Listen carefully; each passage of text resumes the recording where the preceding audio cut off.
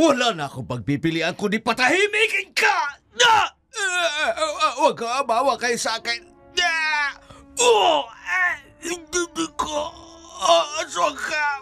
Mr. Rodrigo! Hoy, sigaw ni Mang Damian yun. Ano nangyari sa kanya? Si Sir Rodrigo. Hindi, kailangan kong makaalis rito. Ano ito nagawa ko? Hindi ito maaari. Nagkalat ang mga dugo. Ano gagawin ko? Hindi pwedeng malaman na kahit na sino na ako may kagagawa nito. Si Isabel, kailangan sa kanya maibalik ang sisi. Iyon ang tanging paraan para hindi ako mapanghinalaan.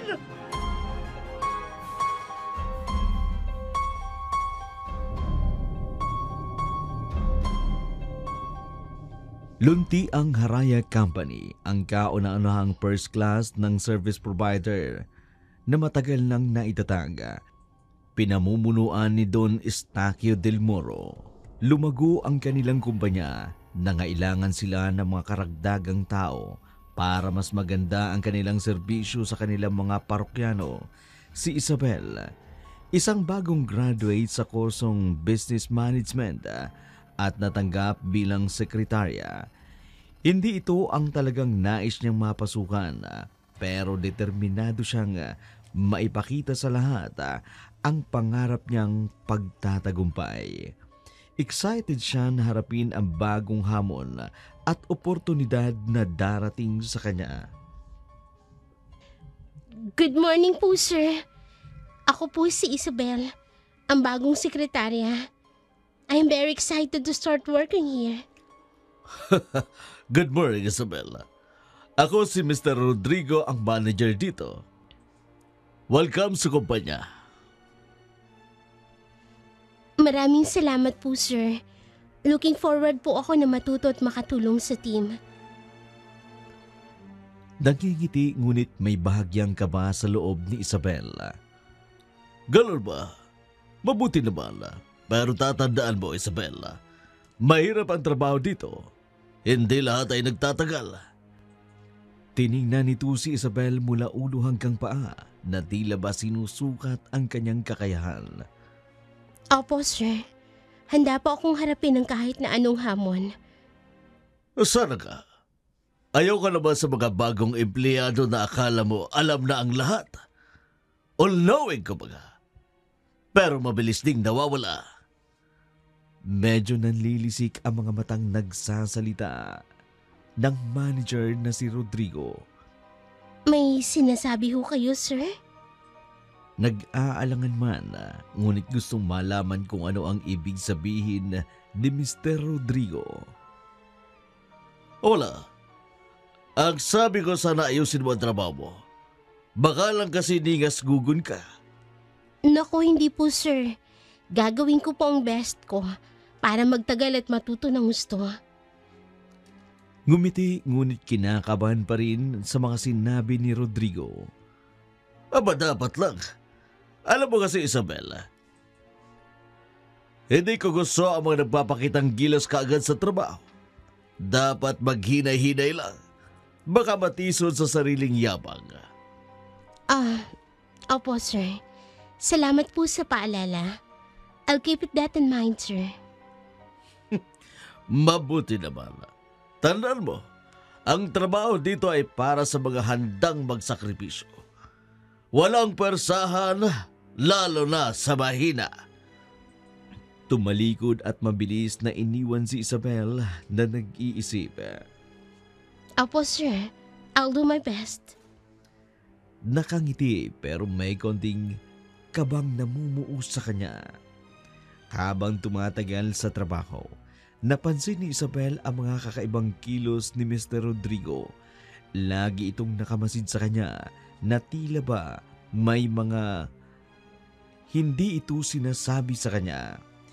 Isang hapon, habang nag-aayos si Isabel ng mga lumang dokumento sa isang madilim na sulok ng opisina, nakakita siya ng isang lumang envelope na tila matagal nang nakatago. Ang envelope ay makapal, parang may laman na matagal nang hindi nabubuksan. Ano kaya ito? Mukhang luma ng envelope na to. Baka importante. Pero, bakit nakatago ito rito? Binuksan niya ang envelope na may halong kaba at kuryosidad. Binuksan ni Isabel ang envelope at nang makita niya ang mga lumang larawan ng mga empleyado. Ngunit sa bandang huli ng mga larawan, may isa na nagpawala ng kanyang kulay. Isang larawan ni Mr. Rodrigo kasama ang isang misteryosong matandang lalaki na tila balot ng dilim ang mukha. Ang matanda ay malalim ang mga mata na tila ba tumatagos ang liwanag. Ang kanyang anyo ay nakapangingilabot.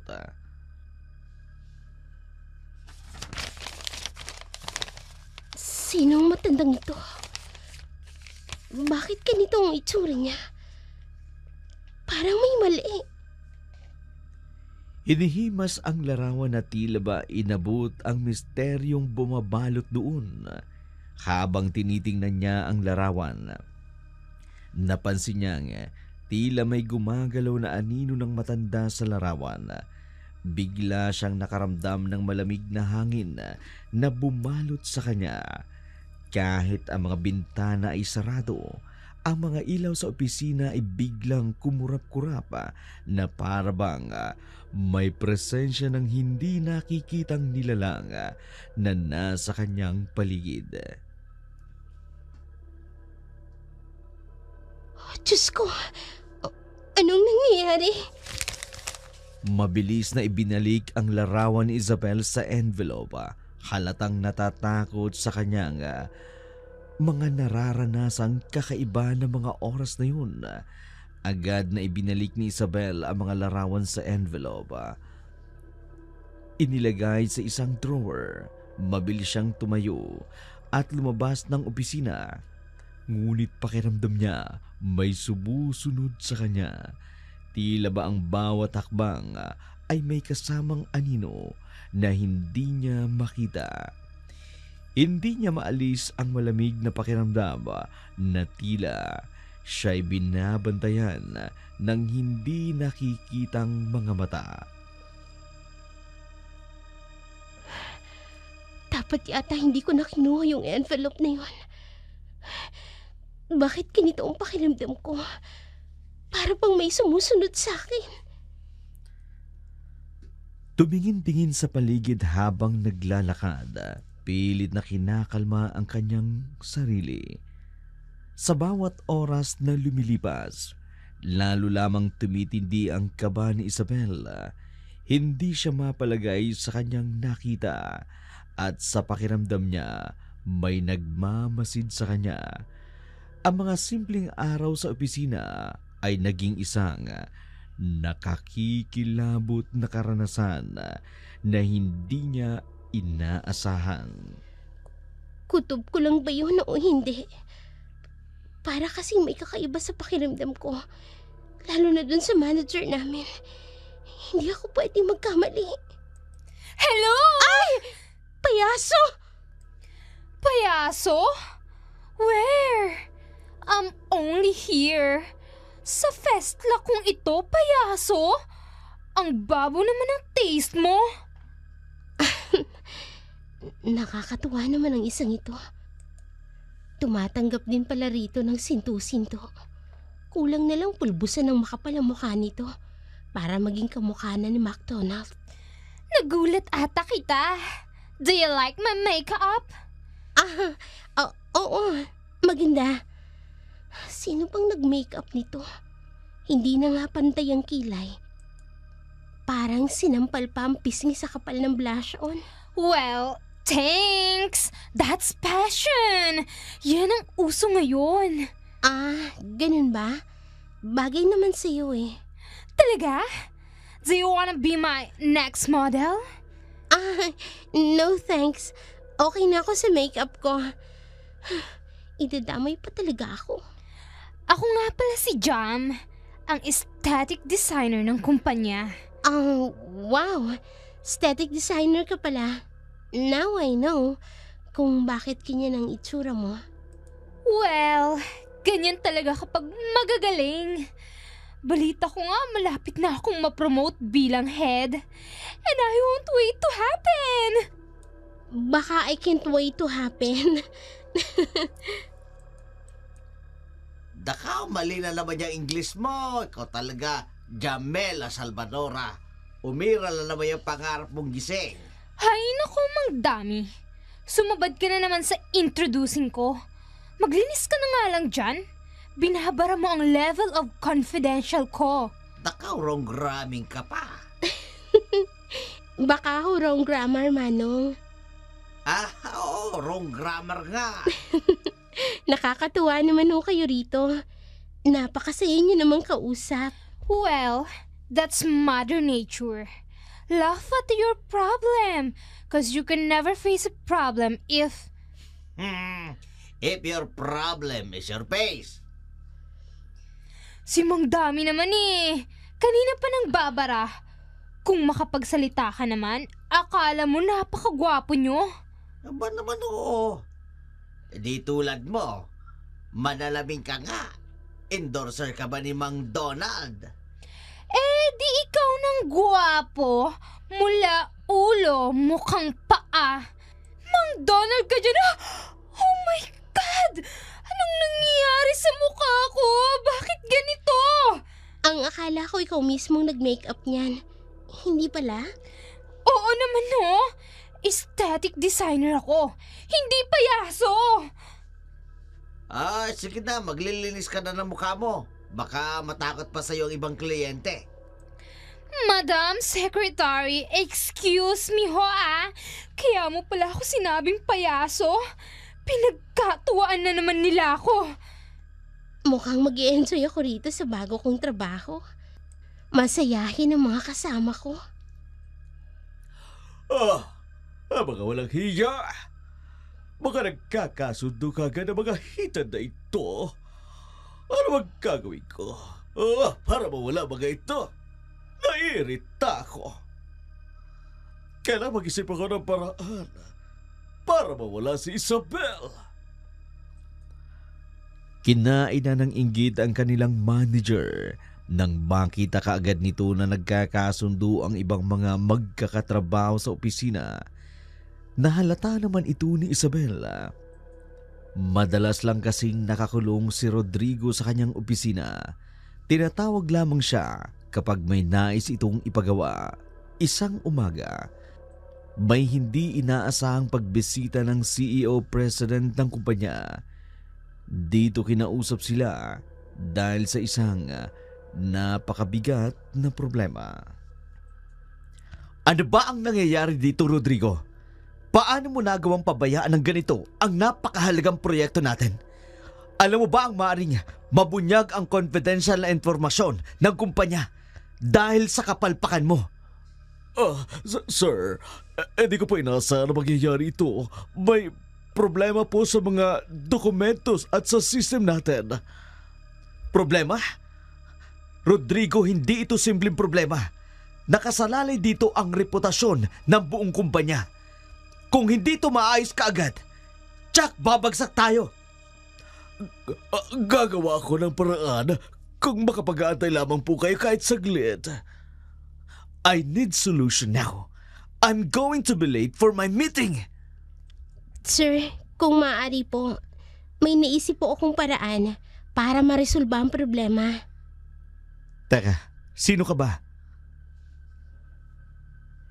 Sir, ako po si Isabel, ang bagong sekretarya ni Mr. Rodrigo. Noong isang araw po ako may napapansin na kakaiba sa pagproseso ng mga dokumento. Napansin ko po na may mali sa encryption protocol na ginagamit natin. Kaya vulnerable po yung mga files. Inireport ko po agad ito kay Mr. Rodrigo. Pero mukhang hindi niya agad napagtuunan ng pansin dahil ang dami ng kanyang ginagawa. Rodrigo, bakit hindi mo kaagad na aksyonan ang ganitong kalaking problema? Sir, pasensya na po. Akala ko po kasi simpleng glitch lang.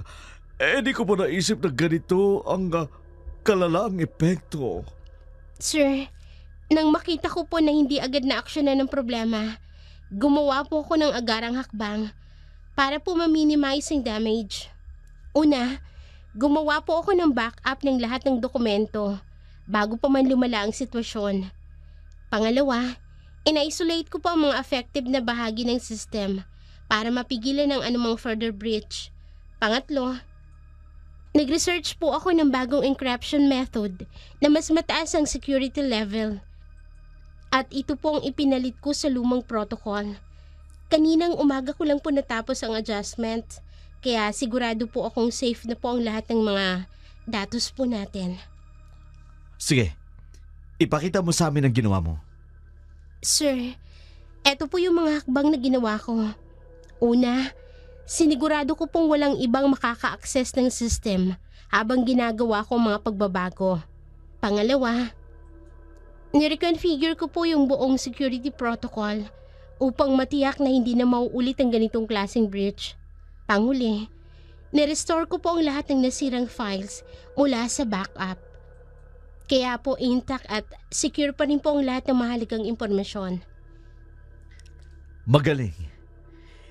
Hindi ko akalain na ganito ka kahusay sa crisis management.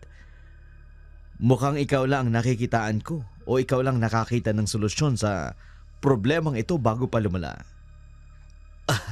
Sir, kaya ko rin naman pong gawin yun. Pero hindi mo ginawa. Si Isabel ang nag-isip at naglutas ng problema. Kung hindi dahil sa kanya, baka ngayon nasa malaking peligro na ang kumpanya. Maraming salamat po, sir. Ginawa ko lang po ang tingin ko ay nararapat dahil alam ko pong mahalaga ito para sa kumpanya. Isabel, from now on, gusto ko mas malapit kang makatrabaho. Nakita ko ang talino mo at diskarte mo. Kailangan ka ng kumpanyang ito. Maraming salamat po, sir. Gagawin ko po ang lahat para makatulong sa kumpanya. And you, Mr. Rodrigo, ayusin mo ang trabaho mo. Huwag kang magpapakampante. Akin na yan, Miss Isabel. I'm leaving. Magaling ka, Isabel. Pero tandaan mo, hindi palaging swerteng nasa iyo. Huwag kang masyadong pakampante. Opo, sir. Lagi po akong handa sa kahit na anong pagsubok. Bisit na babaeng ito. Nagawa pang umiti. Sa pamamahiya niya sa akin, naiimbyan na ako sa pakialamera niya. Kaya nga ba ayoko ng mga taong katulad niya? Mukhang mawawalan ako ng trabaho. Sa paglipas ng linggo, mas nakakitaan si Isabel ng kanyang galing at abilidad sa pagtatrabaho. Mas naging abala siya sa mga proyekto na nagdulot ng mas mataas sa pagtingin ng mga kasamahan niya sa kanya. Dahilan ito para mas lalo pang mainis si Mr. Rodrigo sa kanya. Pakiramdam niya, nawawala ang kontrol sa kanya at respeto mula sa kanyang mga kasamahan. Minsan sa isang pulong, napansin ni Isabel malamig ang tingin ni Rodrigo sa kanya. Alam niyang may hindi tama, ngunit hindi niya alam kung gaano ito kalala. Isang gabing maulan, hindi mapakali si Rodrigo sa kanyang opisina. Madaling araw na, ngunit naruroon pa rin siya palakad-lakad habang umiinom ng alak. Galit na galit siya. Ang mga naiisip niya ay umiikot lamang sa isang katrabaho niyang si Isabel. Nais siyang makitang bumagsak ito na parabang hindi niya kayang tanggapin ang tagumpay na matatamo ng kanyang sekretarya. Nais nitong mailabas ang naipong galit niya sa kanya. Hindi na siya nakapagtimpi pa. Ito na ang tamang pagkakataon para sa kanya para malaman ni Isabel ang kanyang lugar. Tatakutin niya ito Alam niyang maaga laging pumapasok si Isabela, kaya dito niya naisipang isakatuparan ang kanyang plano. Naganda siya. Inabangan ang pagdating ni Isabela. Mang Damian, nandiyan na si Sir Rodrigo. Dahan-dahan ka lang sa paglilinis mo. Baka nagpapahinga yun sa loob ng kanyang opisina. Huwag kang mag-alala, Preda. Hindi naman ako maingay magtrabaho eh. Mabuti pa, unahin ko muna itong i-map itong hallway para mamaya sa banyo na ako tutungo. Isabel! Nasaan ka? Punong-puno na ako sa ginagawa mong pamamahiya sa akin. Hindi ko na mapigilan pa ang sarili ko. Munta ka sa akin, ha? Makikilala mo kung sino talaga si Mr. Rodrigo Cortez! Magpakita ka sa akin, Isabel! Diyos ko, ano yan? Ano ka ba talaga, Mr. Rodrigo? Anong ginagawa mo dito? Napadaan lang ho ako para maglinis. Mawa na kayo. Huwag kayong lumapit sa akin. Malas mo at nakita mo ang aking tunay na anyo. Ngayon na, wala na akong pagpipilian kundi patahimikin ka. Huwag ka mawa kayo sa akin.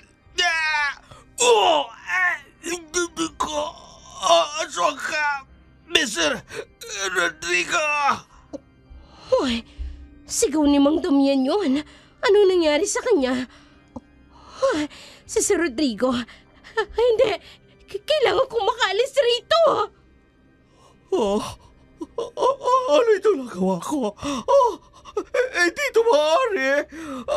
Nagkalat ang mga dugo. Ano gagawin ko? Hindi pwedeng malaman na kahit na sino na ako may kagagawa nito. Si Isabel, kailangan sa kanya maibaling ang sisi. Iyon ang tanging paraan para hindi ako mapanghilalaan. Nagmamadaling binalot ni Mr. Rodrigo ang katawan ni Mang Damian. Pagkatapos ay dahan-dahan niyang binuhat ang bangkay sa pinakaunang bahagi ng banyo. Pinunasan niya rin ang mga patak ng dugo sa sahig gamit ang suot niyang damit. Nagtungo siya sa cubicle ni Isabela at doon ipinahid ang isang panyo at isang peraso ng papel na may perma ni Isabela at ang dugong nagkalat sa kanyang katawan. Matapos noon, agad siyang nagpalit ng damit, itinapon sa basurahan ang kanyang ginamit at naglinis ng katawan. Alam niyang paparating na si Isabel sa opisina, kaya dali-dali siyang bumalik sa sariling opisina para makiramdam. Ilang saglit pa'y dumating na nga si Isabel. Bago siya pumasok sa kanyang cubicle, naamoy niya ang kakaibang amoy sa loob ng comfort room. Bakit ganito? Parang may naaamoy akong hindi maganda rito sa banyo. Ano ito? May mga patak ng dugo sa sahig? Saan ito nanggaling? Teka, pupunta rito sa unang cubicle ng banyo. Ano kaya to? Diyos ko! Ano to? Bakit nandito si Mang Damian at duguan? Mang Damian? Mang Damian, gumising ho kayo! Mang Damian! Dadalhin kita sa ospital! Dapat mabuhay ka! Mang Damian! Isabel? I'm here na. Nasaan ka ba? Isabel! Jam! Halika! Tulungan mo kung buhatin natin si Mang Damian! Diyos ko! Anong nangyari dito? Bakit duguan si Mang Damian? Anong ginawa mo sa kanya? Teka, sandali! Wala akong ginawa sa kanya, Jam. Hindi ako. Kararating ko lang dito. Nakita ko na lang siyang ganito. Pero hawak mo ang bangkay niya, Isabel! Pati ang kamay mo duguan! Hindi ako, Jam! Kararating ko lang. Wala nga akong kinalaman dito. ay magpatay dito sa banyo! Tumawag kayo ng pulis! Anong nangyayari dito? Oh, Isabel! Ano yan? Sir, maniwala kayo. Wala akong kinalaman dito. Hindi ako pumatay kay Mang Damian. Kararating ko lang. Nakita ko na lang siya sa ganitong kalagayan. Talaga, Isabel? Ang mahirap paniwalaan yung sinasabi mo. Kitang-kita na ikaw ang huling naabutang kasama ni Mang Damian. Hindi pa ba sapat na ebidensya yun? Ebidensya? Heto sa cubicle ni Isabel. May mga bahid ng dugo ang mga gamit niya. Ano? Teka, hindi pa ako pumapasok ng cubicle ko. Paano nagkaroon ng mga dugo sa gamit ko? Sir, magpapaliwanag po ako. Lahat ng ebidensya nagtuturo sa iyo. Ano bang ipaliliwanag mo? O gusto mo, ha? Hala, pagdating ng mga pulis, dadamputin ka na lang na babae ka. Hindi, pakiusap. Wala akong kasalanan. Huwag niyo akong ipakulong. Hindi! Hindi ko siya pinatay. Ipakukulong kita!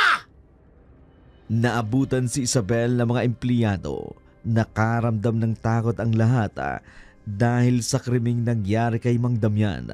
Samantala, si Rodrigo naman ay tahimik na natutuwa sa kanyang matagumpay na plano na ipitin si Isabel at itago ang kanyang lihim.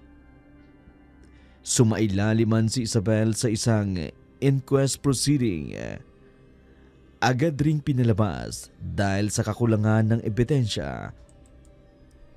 Bukod sa hindi nagmamatch ang fingerprint na nakuha sa mga gamit niya, hindi rin tugma ang time of death ng biktima ng mga oras na pagdating niya sa kanyang opisina. Pagkagaling sa istasyon ng pulis, dumiretso si Isabel sa kanyang tahanan. Napatawan kasi siya ng indefinite suspension ng kumpanya habang sumasailalim siya sa isang investigasyon. Kaya ilang linggo siyang hindi pwedeng pumasok. Hindi matahimik si Isabel. Alam niyang may gustong sumabotahe sa kanya at yun ang kanyang aalamin.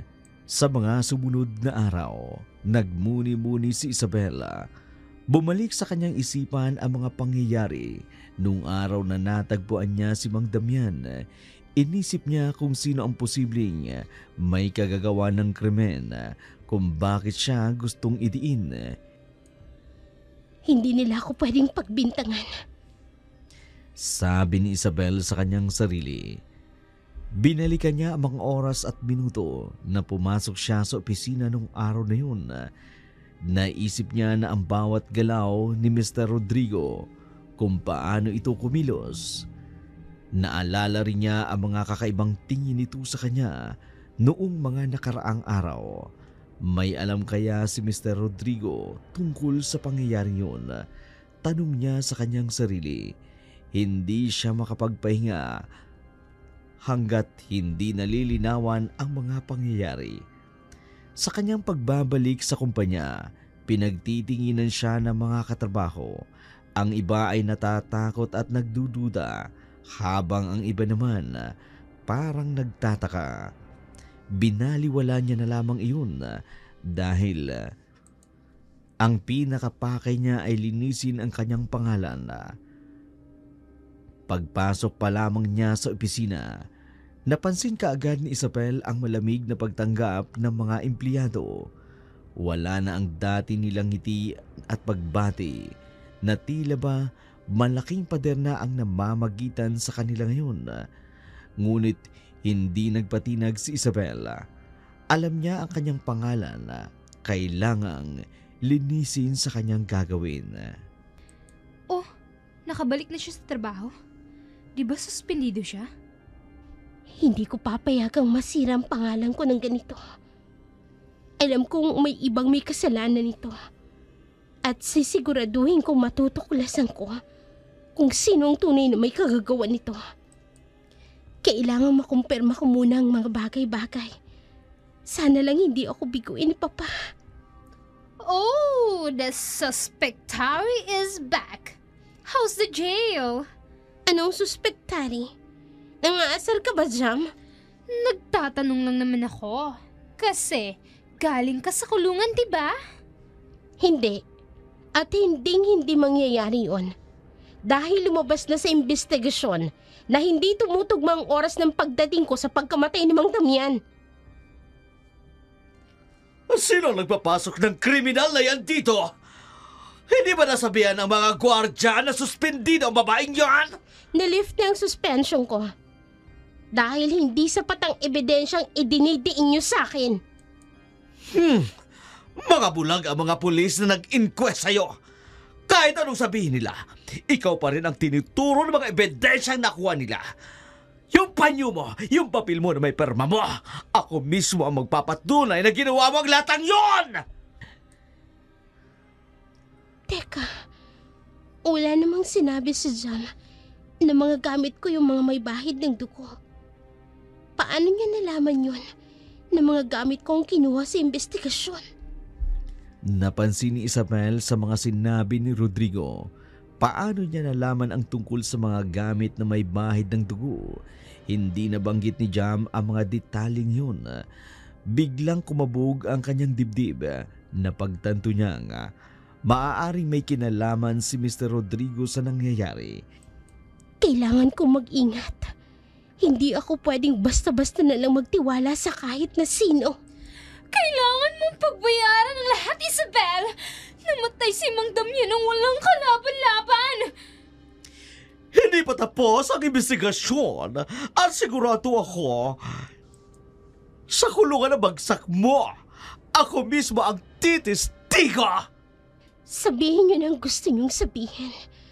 Pero hindi ako titigil na hindi ko malinis ang pangalan ko. Bakit ganyan ka umatingin sa akin, ha? Ang dali mong tumitig!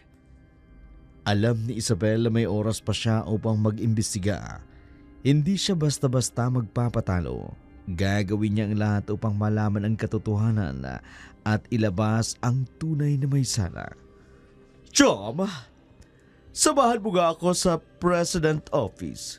Kailangan matapos ko ang panaginip ng babaeng ito. Hindi pwede magtrabaho rito ang isang kriminal. Huwag kang mag-alala, Mr. Rodrigo. Aalis na rin ako rito. Kahit wala pang notice galing sa nakatataas. Kaya kukunin ko na lamang ang mga gamit ko. Magre-resign na ako. May nakumpirma siya sa huling usapan nila ni Mr. Rodrigo. Bago matapos ang maghapon, nakatanggap siya ng tawag. Ang tawag na matagal niya nang pinakahihintay. Umalis siyang bitbit ang kanyang mga gamit at mahinahong nagpasa ng kanyang resignation letter sa opisina ni Mr. Rodrigo. Pagpasok niya pa lang sa pintuan, napahinto na siya. Naamoy niya ang isang pamilyar na amoy. Yun ay nagkataong natagpuan niya sa bangkay ni Mang Damian sa CR. Hindi niya mapigilang magpalingalinga sa opisina ni Mr. Rodrigo. Hinahanap kung saan ang galing ang amoy na yun. Napalingon siya sa tabing basurahan. Mukhang doon ang gagaling ang pamilyar na amoy na yun. Nilapitan niya ito at nang dahan-dahan niyang lalapitan, tumindi ang kabog ng kanyang dibdib habang papalapit siya sa basurahan. Napansin niyang parang may nakausling tela mula sa loob. Pigil hininga niyang binuksan ang basurahan. Doon niya nakita ang suot na damit ni Mr. Rodrigo. Punong-puno ng dugo, may bakas pa ng mga nagawang krimen. Napaatras siya sa pagkagulat. Hindi siya makapaniwala sa kanyang natuklasan. Sa puntong yun, napatunayan niya ang kanyang hinala. Si Mr. Rodrigo nga ang may kagagawa ng krimen. Ngunit alam niyang hindi siya pwedeng magpadalos-dalos. Kailangan niya maging maingat. Kinuha niya ang kanyang cellphone. Mabilis na kinuhaan ng litrato ang mga ebidensya. Sa kabila ng kaba, pinilit niyang kumalma at umalis ng tahimik sa opisina ni Mr. Rodrigo. Sa labas, huminga siya ng malalim. Alam niyang kailangan niyang lapitan ang mga pulis at ipakita ang nakuha niyang ebidensya. At ang laban ay nagsisimula pa lamang. I resign, Mr. Rodrigo. Matapang ka rin ano.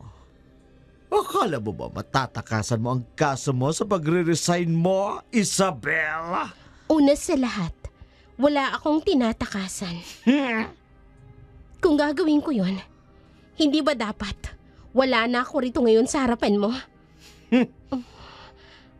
Ang amoy na yun, nanggagaling sa basurahan niya. Paano ko kayo makikita ang laman nun? Naghahanap ng hustisya ang buong pamilya ni Mang Damiana. Hindi ka man ba naawa sa kanila? Aminin mo na lang kasi para matahimik na kanyang kaluluwa. Wala naman akong dapat aminin dahil wala akong kasalanan. Nakakainis. Hindi ko man lang masilip ng malapitan. Wala kang kasalanan. Bakit parang kinakabahan ka sa pagpapalingalinga mo, Isabel, sa loob ng aking opisina? May hinahanap ba siya? Huwag kang mag-alala, Mr. Rodrigo. Mangyayari ang bagay na yan. Makakamit ng pamilya niya ang hustisyang hinahanap nila. Kakaiba ang mga kinikilos niya. Mukhang may nakalitaan akong itapon. Damit sa basurahan! Titignan ko kung nandun pa ang damit! Hindi na ako magtatagal. May mga importanteng pa akong bagay na dapat gawin. Di gawin mo Paki ko! Piseta, bigla akong kinabahan sa tono na pananalita niya. May ginawa siyang hakbang para malinis ang pangalan niya. At teka ang damit sa basurahan. Wala na rito. Kailan pa? Hindi. Sino nakakuha noon? Sino na nga sa pumasok sa opisina ko? May kumuha ng damit ko. Hindi maaari ito. Ang bagay na yun ang magpapahamak sa akin pag nagkataon. Anong gagawin ko? Paano ko ito matatakasan? Umupo si Isabel sa isang kainan malapit sa kanilang opisina. Hinihintay niyang makaalis ang lahat ng kanyang mga katrabaho. Habang nagmumuni-muni, napansin niya ang isang lalaking palingalinga ito sa paligid. Kabado at natatakot na makilala ng kahit na sino. May dala itong supot na tila ba mahalaga ang laman. Hindi siya makatiis ng lapitan ito. Kinausap niya ang lalaki at nagulat siya sa kanyang nalaman. Siya raw si Fred. Ang isa pang janitor sa nasabi ng kumpanya. Testigo siya sa kung ano at kung paano nilapa ng isang aswang si Mang Damian. Mabuti na lamang hindi siya nito napansin. Dahil kung nagkataon, baka pati siya ay nabiktima na nito. Matagal na po akong hindi pumapasok sa trabaho. Natatakot ako baka ako naman ang isunod na mabiktima. Hindi ko alam kung paano ko tatanggapin ito pero kailangan kong ilabas ang katotohanan. Binabagabag po ako ng konsensya ko. Fred, anong ibig mong sabihin? Bakit hindi ka nagsumbong agad? Hindi ko alam kung maniniwala sila sa akin. Pero alam kong ikaw lang makatutulong. Nasa loob niya ng ebidensya. Ito ang magpapatunay kung sino talaga ang pumatay kay Damian. Sana magamit niyo ito para sa hustisya. Samantala, hindi mapakali si Mr. Rodrigo. Alam niyang anumang oras, mabubunyag ang kanyang mga kasalanan. Sa kanyang isipan, iniisip niya kung paano niya maitatawid ang sariling sitwasyon na unti-unti nang gumugulo sa kanya. Mr. Rodrigo! Yung mga files na design pinasa ko po sa inyo. Hinahanap na po ng interior designer's head. Teka nga sandali! Kung makaasta ka, manager ako! Sino ka ba? At saka anong pinasa? Wala sa akin. Pwede ba iwanan mo muna ako? May importante akong hinahanap. Ako naman ho ang puputukan kung hindi nyo pa rin po maibibigay sa kanila yon. Ano ho ba ang nangyayari sa inyo? Kanina pa ho kayo, hindi mapakali dyan sa mesa nyo. Lumabas ka muna ng opisina ko! Kung ayaw mo, maibalik ko sa'yo ang karet ko! Opo! Lalabas na po! Nakakatakot naman ang kanyang mga mata. Parang namumula ito sa galit. Ano pang nangyayari kay Mr. Rodrigo? Nagiging mainitan ng ulo niya nitong mga huling araw. Ay, Diyos ko! Sunod-sunod na nga yung mga nangyayaring kakaiba rito sa opisina. Mula nang mamatay si Mang Damian. Sumalangit na ang kanyang kaluluwa. Sana bumalik na sa dati ang masayang opisinang ito. Hindi ako makapagtrabaho na maayos! Nasaan ang damit ko na yun? Bisit! Sa mga oras na yun, mas lalong tumindi ang kaba ni Mr. Rodrigo. Alam niyang malapit nang sumabog ang kanyang lihim. Walang katapusang mga tanong ang pumapasok sa kanyang isipan.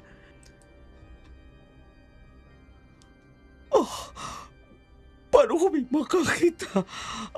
Paano ko may nakaalam na? Anong gagawin ko kapag nalaman nilang ako ang may sala? Si Isabel lang naman ang hindi mapakali. Kailangan niyang maiparating ang nalaman niya kay Fred sa mga otoridad. Pero kailangan din niyang makumbinsi si Fred na humarap at tumistigo. Hindi ko pwede gawin ito na mag-isa. Sabi niya sa kanyang sarili. Pero kailangan ko ng dagdag na ebidensya. Kailangan ko kumilos kaagad. Tapos na ako. Oras na may makakuha ng damit ko. Mabubunyag ang kasalanan ko. Anong dapat kong gawin? Hi, Mr. Rodrigo. Mukha kang pagod at balisa. May problema ba? Ang kapal na mukha mo, bumalik pa rito. Nag-resign ka na, di ba? Sino nagpapasok sa'yo rito? Well, pwede akong pumasok rito anytime na gusto ko. At hindi mo ako mapipigilan. Nananaginip ka ba? This is Lunti ang Haraya Company. Istrikto sa mga unknown person na nangangahas, naguluhin o sirain ang kumpanyang ito at ikaw ay isang kriminal. Kaya nga, pinagbabawalan ka maglabas-masok rito. Tatawag ako sa President Office. Kailangan kang mapalaya sa opisinang ito. Gawin mo. O baka gusto mong tulungan pa kita. Heto, gamitin mong teleponong ito. Ambisyosang pala ka. Talagang inubos mo ang pasensya ko. Pati ang private phone ng kumpanya, pinag-imasukan mo. Guard! Jam! Kahit sino naririyan, tumawag kayo ng security. May nagkukulo sa opisina ko. Dalian lang nila. Baka hindi nila makita ang totoong eksena. Your evil plans! May binabala ka masama sa kumpanyang ito, no? Kaya lumayas ka sa harapan ko. Hindi ka magtatagumpay! Ako nga ba ang may masamang balak? O ikaw? Alam ko na ang tunay na dahilan kung bakit ka nagkakaganyan. Eto ang hinahanap mo, hindi ba? Ang damit ko. Paano napunta sa kanyang bagay na yun? Oh, biglang nanlaki ang mga mata mo. Amazed or scared? Ang mga mata niya, kumpirmado. Siya ang halimaw na umatake kay Mang Damian. Hindi maaari ito. Ang reputasyon ko na pinangalagaan ko at ang posisyon na pinaghirapan ko ng ilang taon, mawawala na sa akin. Hindi ko papayag. Wala akong pakialam kapag nalaman nilang lahat. Gagantihan ko ang babaeng ito. Ipapakita niya ng tunay niyang anyo. Kailangan kong maganda. Papa. Papa, I beg you. Tulungan mo ko. Sir? Tinatawag niyo raw ako? Jam, huwag kang lalapit sa kanya. Halika dito! Mr. Rodrigo, bitawan niyo Mr. Rodrigo, huwag ka naman damay ng unisenteng tao. Bitawan mo si Jam. Ano bang nangyayari dito? Bakit kayo nagkakaganito? Miss Isabel, tulungan mo ko! Jamila! Wala akong pakialam sa magiging kahinatan na gagawin ko. Wala rin naman akong dapat pang itago. Ngayon, nasa iyo ang damit ko na yan. Alam mo na ang totoo. Kaya humanda ka sa akin. Ipaglalaban ko ang dignidad ko kahit sa kahuli-huli ang pagkakataon. Ano sa'yo, Mr. Rodrigo? Bitawan mo ko! Bayali mo sa opisina! Manghalimaw! Ay, bilisan niyo, magsilabas na kayo! Manghalimaw rito! Unang kwenta kang hostage! Diyan ka na! Mabuti na yung binitawan niya sa Jam. Hindi pwedeng may madamay na ibang tao. Kailangan ko na rin kumilos. Papa, nasa na kaya sila? Ako lang ba ang haharap sa kanya? Hindi ko ito kaya!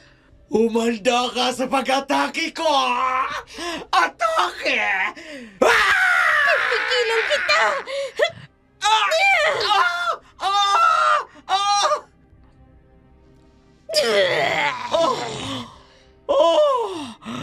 Hindi ko ito inaasahan. Tulad ko, napakarami mo rin palang lihim. Hanggang saan mo makakayanan labanan na sa katulad ko? Hanggat hindi ka tuluyang nawawala sa landas ng lunti ang Haraya Company. Hindi ko isusuko kahit ikamatay ko pa ito. Kung ganon, wala na akong pagpipilian pa. Ako ang dapat na maghari dito, hindi ikaw! Isa kang... Samahan niyo ako. Nasa na kayo, Papa? Napakalakas niyo. Isa kang mahinang lahi! Nasaan ang katapangan mo na ipinakita mo sa akin kanina? Hindi ako susuko.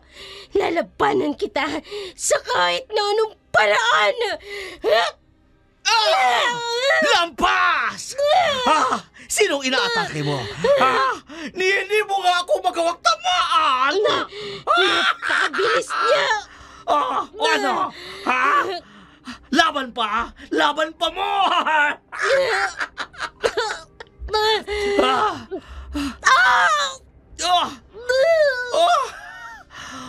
Ganito umatake ang totoong aswang! Halika rito! Braso ko! Braso mo, Lakas niya. papaliik ka! Hindi niya ako nililingkod. Mukha nangihina ka na ha! Tunay na aswang ay ganito! Balikat ko! Hindi! Bumalik ako sa dati kong anyo! Kulang ka pa sa practice! Practice makes perfect! Isabel, hindi mo ba kaya makipagsabayan sa isang baklang aswang na katulad ko? Tawag na! Masakit! Talaga masasaktan ka! Di ba ito? Mabibigo! Ano gagawin ko? Mukhang umabot na iyong limitation! Nakabalik ka na sa dati mong anyo! Sa mga sandaling yun, nagkaroon ng sandaling pag-atras si Mr. Rodrigo upang suriin ang kalagayan ni Isabel. Alam niyang humihina na ito at nakita niya ang pagkakataon para tapusin ang laban. Ngunit sa kabila ng panghihina, nakaramdam si Isabel ng kakaibang lakas mula sa kanyang loob. Hindi ba itong katapusan? Sabi niya sa kanyang sarili. Napansin ni Isabel ang isang maliit na pirasong metal na malapit sa sahig, ang kapirasong bakal na itinago niya sa kanyang sapatos bilang huling sandata laban kay Rodrigo. Hindi ako maaaring sumuko.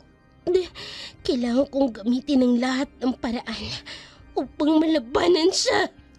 Habang nagpapalitan ng matinding tingin sina Isabel at Rodrigo, inilabas ni Isabel ang metal na piraso mula sa kanyang sapatos at itinago ito sa kanyang kamay. Mabilis siyang gumawa ng plano. Alam niyang kailangan niyang ilihim ang kanyang natitirang lakas upang magtamo ng kahit konting kalamangan. Ano, Isabel? Wala ka na bang kayang gawin? Sumusuko ka na? Tanggapin mo na ang pagkatalo mo. Hindi ako pwedeng sumuko. Hindi ko siya pwedeng bigyan ng pagkakataong magtagumpay. Ang pamilya ko, ang kumpanya namin, lahat ng pinaghirapan ng mga Del Moro, hindi pwedeng basta mawala. Ano? Huwag kang pakasiguro, Rodrigo. Hindi mo pa ako lubusang kilala. Kung akala mo na kaya mong talunin ang isang katulad ko sa kalagayan mong yan, nagkakamali ka. Isabel, ang labanan ay tapos na at ako ang magwawagi. Akin ang kumpanyang ito! Magiging akin! Nang mga oras na yun, biglang nagpakawala si Mr. Rodrigo ng isang balakas na pag-atake, sapat upang pabagsakin si Isabel. Isang mabilis na galaw ang hinampas niya sa pader at nagdulot ito ng malakas na alo ng enerhiya na tila ba nayanig ang buong gusali. Ngunit sa kabila ng lakas ng kalaban, si Isabel handa na muling lumaban. Ito na ang huling pagkakataon. Kailangang matamaan ko siya sa tamang lugar. Sa paglapit ni Mr. Rodrigo para bigyan ng huling atake si Isabel, ginamit ni Isabel ang natitira niyang lakas upang mabilis na maitarak ang metal na peraso sa kamay ni Rodrigo. Sa sobrang bilis ng kanyang galaw, hindi nakapag-react si Rodrigo. Tinamaan siya sa kaliwang braso na siyang naging sanhi ng panghihina ng kanyang puwersa. Ano ito? Anong ginawa mo sa akin? Paano ito nagawa? Hindi pa tapos ang laban, Rodrigo. Hindi ako bibigay. Sa pagkakataong iyon, nagsimulang mag-alinlangan si Mr. Rodrigo. Alam niyang hindi basta-basta mawawala ang kanyang lakas, ngunit ang sakit na nararamdaman niya mula sa tama ni Isabel ay tila nagdulot ng pagkatakot.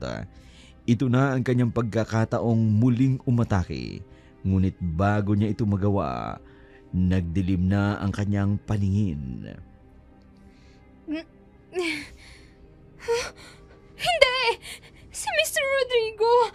Iniipit ang mga braso ni Isabel! Teka, ano gagawin ko? Mapapahamak siya!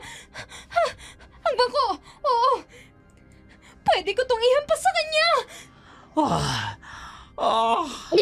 Itigil mo na to.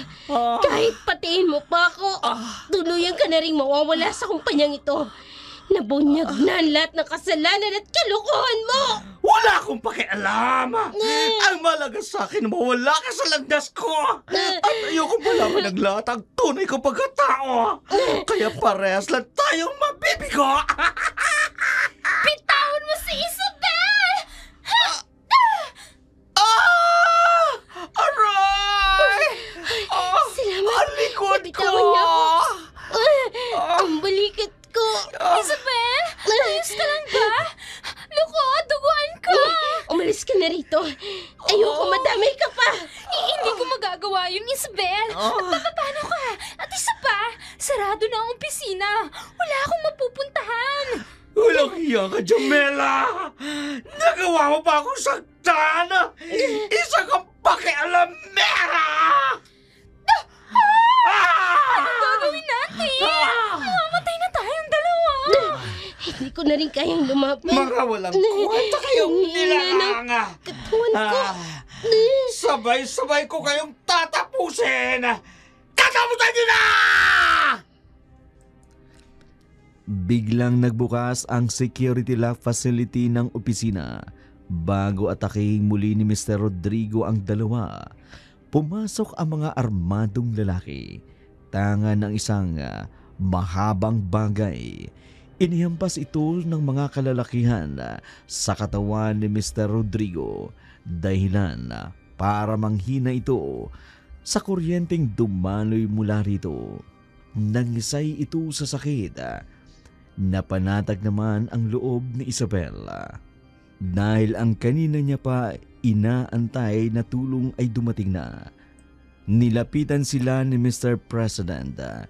Inabot ang kanyang kamay. Inalalayan siyang makatayo't makalakad. Si Jam naman ay nakasunod lamang sa kanyang tabi. Nagtataka si Jam kung bakit ganito na lamang kung alalayan ng presidente ang kanilang sekretarya. Samantala, napaka-isnabero nito na hindi basta-basta nakikihalubilo sa mga mabababang empleyadong katulad niya.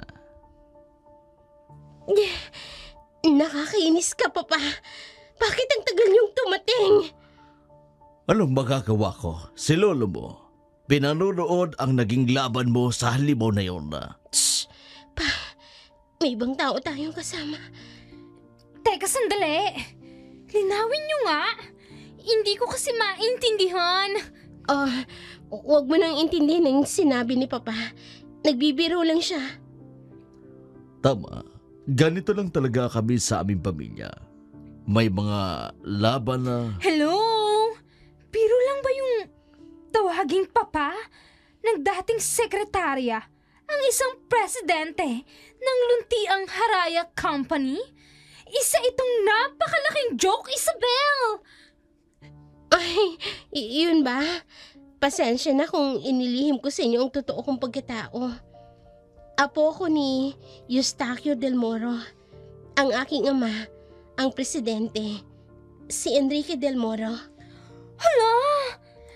Bakit Silverio ang gamit mong apelyido? Ginamit ko kasi yung apelyido ng nanay ko para magawa kong misyon sa akin ni Lolo nang walang naghihinala. Naku! Ang dami ko pa namang masasamang nasabi sa'yo. Naku, sorry ha. Hindi ko naman sinasadyang sabihin yon. Naawa lang talaga ako sa buong pamilya ni Mang Damian. Wala ka nang dapat pang alalahanin dahil lahat ng kailangan ng kanyang pamilya, sagot na namin. Sa tagal ng panahong paglilingkod niya sa amin, nararapat lamang na bigyan ng kanyang pamilya ng maayos na buhay. Jam, pakiusap. Ano man ang nakita't nalaman mo, ilihim mo na lamang sana. Ang alin? Ang pagiging aswang ni Mr. Rodrigo? At ang pagiging apo mo ni Don Eustaquio? No worries. My mouth is sealed. Sale, benenta o lumayag? Mr. President naman, sailed as in selyado sa Tagalog. Naku, presidente ka pa naman, bingi ka. What? Kilala mo ba kung sino ang tinatawag mong bingi? Tama na yan. Rico. Kumikirot ang sugat ko sa kakatawa ko sa iyo, Jam eh. Ang akala ko, nakita niya rin ang pagbabagong anyo ko. Masanay ka na sa kanya, Papa.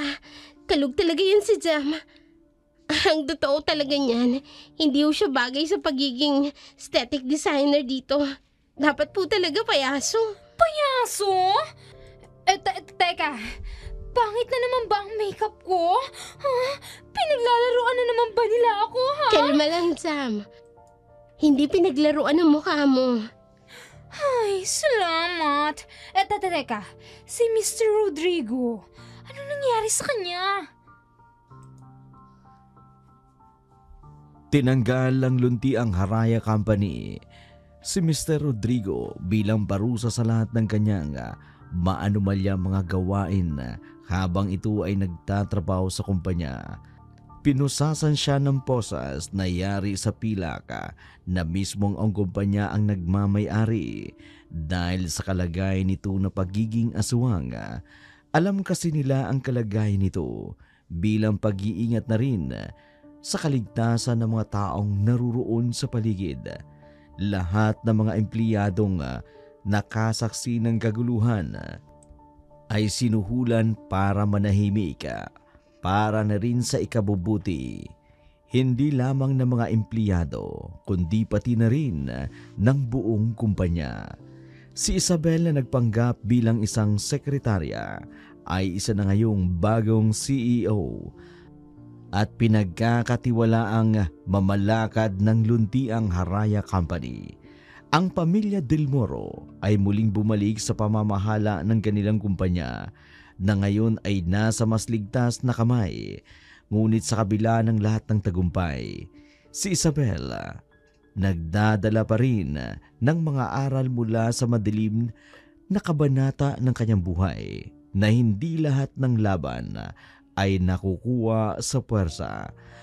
At minsan, ang pinakamalaking lakas ay ang pagtitiwala sa Poong may kapal na may kapangyarihan sa lahat ng bagay. Ito po si Dark Shadow sa ngalan po ng bumubuo ng buong puwersa ng iShare Entertainment Production. Sa ngalan po ng aming mga drama talent, ng aming mga scriptwriter, gayon din po ng aming mga editor.